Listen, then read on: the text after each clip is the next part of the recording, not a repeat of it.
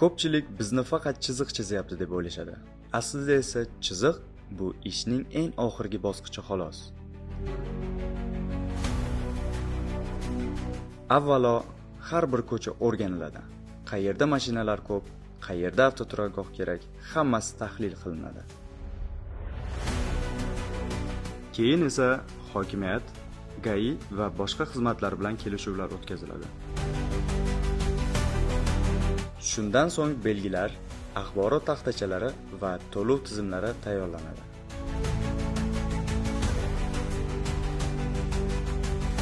Yo'l tekislanadi, asfalt yotqiziladi, bordurlar o'rnatiladi va eski chiziqlar olib tashlanadi.